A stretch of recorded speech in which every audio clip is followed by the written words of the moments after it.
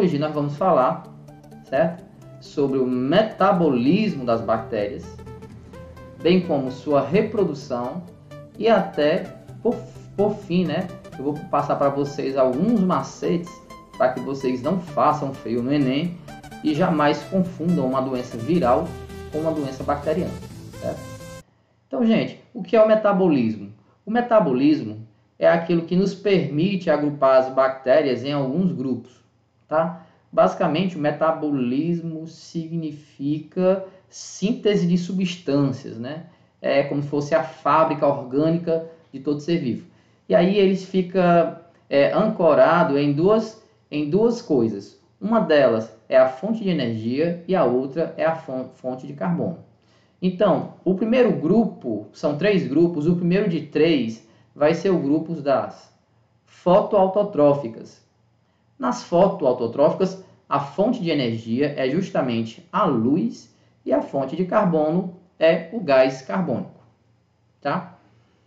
O outro grupo seria o das quimioheterotróficas. As quimioheterotróficas vai ter como fonte de energia a matéria orgânica, ou seja, os compostos orgânicos, e como fonte de carbono, a glicose. Eu diria que até se parece um pouco tem um comportamento muito parecido com o dos animais, né? E aí o terceiro e último grupo são das quimioautotróficas. As quimioautotróficas têm como fonte de energia os compostos inorgânicos e como fonte de carbono também o gás carbônico, tá? Então aqui nós acabamos de agrupar, de fazer aqui um agrupamento, né, diverso através do metabolismo. Pronto. Aí agora a gente vai ver outra forma de agrupar, que é devido à presença ou ausência de oxigênio, tá? Então vamos começar pelo grupo das aeróbias. O que é o grupo das aeróbias? As aeróbias são aquelas bactérias que elas respiram oxigênio, ou seja, elas vivem na presença de oxigênio. Elas vivem e se desenvolvem na presença de oxigênio. Um outro grupo seria o das microaerófilas. As microaerófilas são aquelas bactérias, aquele grupinho, que precisa de uma quantidade minúscula de oxigênio. Vamos ao terceiro grupo. O terceiro grupo é das anaeróbias facultativas. O que é que isso significa? Que tanto elas podem viver na presença, ou seja, tanto elas podem respirar o oxigênio, como elas podem viver na ausência, ou seja, não precisando necessariamente respirar oxigênio. O quarto grupo seria o das anaeróbias não restritas. E aí, gente, é o seguinte, anaeróbias se refere à ausência, né, mas referente à ausência de oxigênio. As não restritas, elas vivem na ausência de oxigênio, porém, a presença do oxigênio não é tóxica para elas. Já as anaeróbias restritas, além de viverem na ausência de oxigênio, esse oxigênio para elas é extremamente tóxico, ou seja, elas vivem na ausência de oxigênio e morrem na presença. Vamos passar aqui para o ponto que é falando sobre a reprodução bacteriana. E aí vamos falar de uma coisa chamada fisão binária. Bem, a bactéria é um ser sexuado, então vamos ver como é que acontece essa fisão binária. A bactéria ela não precisa de outro ser para interagir com ela e ali desenvolver um descendente, tá? Então ela sozinha ela consegue fazer sua autorreplicação.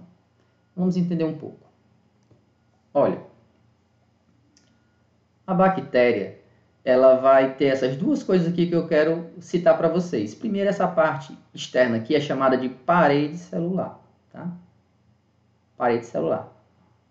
E essa parte mais interna, que eu estou marcando aqui, tá? É chamado de DNA. DNA.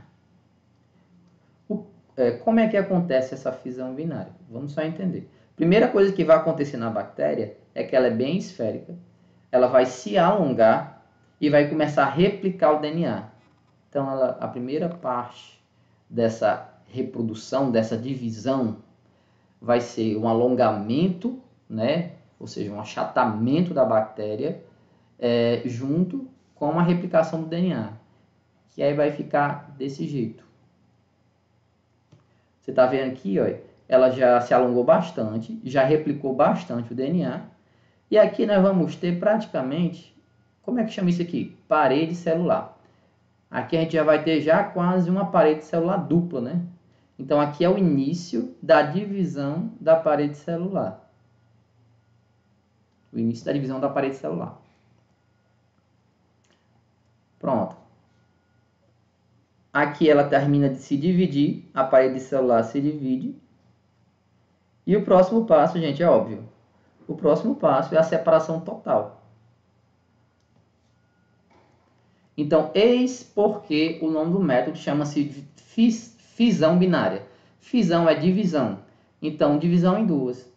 Uma bactéria se divide em duas.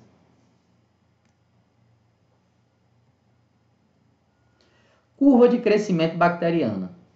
Olha, a curva de crescimento bacteriana, ela é um gráfico.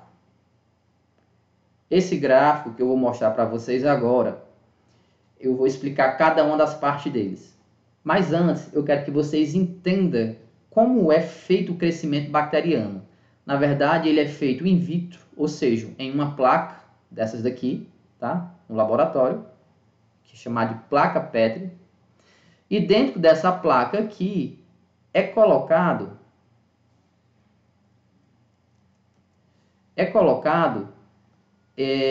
um meio nutritivo. Então, quando eu colocar aqui as colônias de bactérias, a primeira coisa que vai acontecer são as bactérias que, digamos assim, entre aspas, elas estavam famintas, ou seja, elas estavam privadas de uma alimentação mais farta, e aí vai acontecer um intenso metabolismo. E agora eu vou mostrar para vocês, ó. Pronto. Cada uma dessas partes do gráfico aqui vai ser uma das fases desse crescimento bacteriano. Então a gente vai começar com essa fase lag aqui, tá?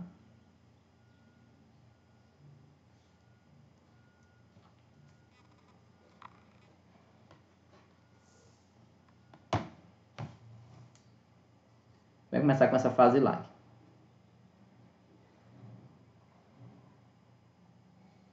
Pronto. Assim, quando eu coloquei as colônias de bactérias nesse meio nutritivo, instantaneamente elas começaram a fazer a sua alimentação, ou seja, a um metabolismo intenso. Então, simplesmente elas estão se nutrindo, elas não estão se reproduzindo.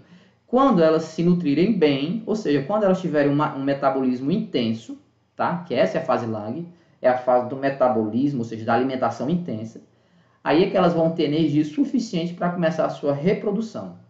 E aí, nós saímos da fase 1, que é a lag, e vamos para a fase 2, que é a log. O que é a fase log? Observe bem que o gráfico mostra aqui um crescimento acentuado, um crescimento exponencial.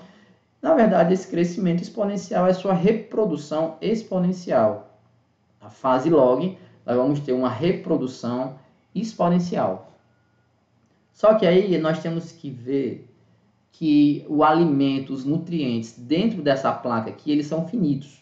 Então chega um momento que as colônias de bactérias, elas consomem tanto esse meio que ele fica escasso. E aí o que acontece? Já não se tem mesmo o mesmo meio, a mesma alimentação para todas. Então algumas começam a morrer. E aí ainda existe uma produção, só que a taxa estaciona. Por quê? Porque na taxa de reprodução se iguala à taxa de morte. Então, quando a taxa que eu faço é a mesma da taxa que eu desfaço, o gráfico se mostra constante. Tá? E aí nós temos a terceira fase, que é a fase estacionária. Ok? A próxima fase já não tem alimento nenhum, então a taxa de mortes ela vai superar a taxa de reprodução, e aí a gente chama de fase de declínio, que é a quarta fase. Ok?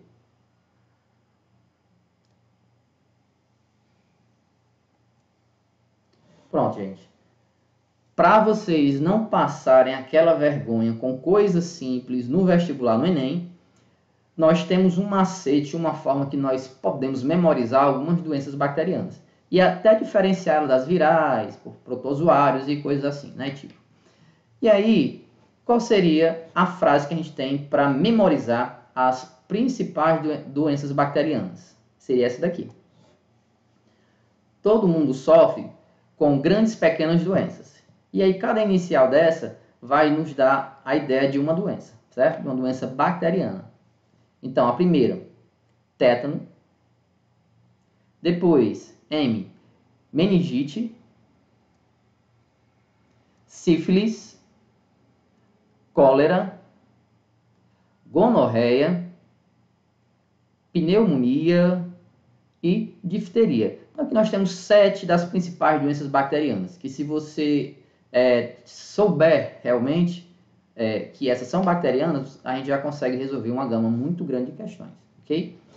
Então, um abraço, valeu, e o nosso encontro semanal fica por aqui.